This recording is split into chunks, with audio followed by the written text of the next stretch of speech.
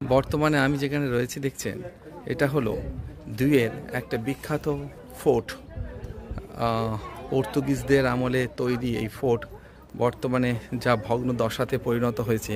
সামনেই রয়েছে light house, মানে আমার পিছনেই রয়েছে দেখছেন। আর পুরো ফোর্টটাই, মানে ফোর্টের উপর থেকে পর্তুগিজ এই সভ্যতাকে কেমন লাগছে।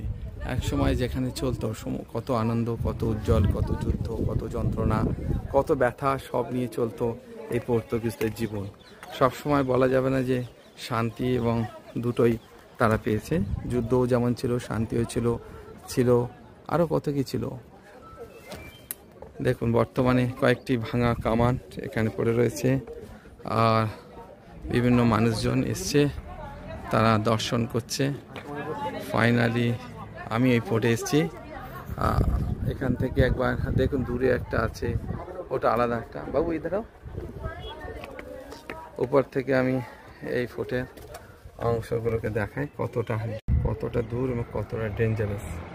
এই উঁচু থেকে ফোর্টের এই ভগ্নদশা আজ আমরা দেখছি পর্তুগিজ আমলে। দূরে রয়েছে ইন্ডিয়ান আইএনএস কুকরির একটা দৃশ্য, ওখান থেকে আমরা এসেছি। পর্তুগিজদের এই দিউ খুব ছোট্ট একটা আইল্যান্ড, বর্তমানে বাইসি একটা গোয়ার আন্ডারে চালিত হয়। স্বাধীনতার 16 বছর পরে এটি চালু হয়েছে। চলুন একবার এখান থেকে পুরো ফোর্টটাকে একবার ঘুরিয়ে দেখিয়ে দিই।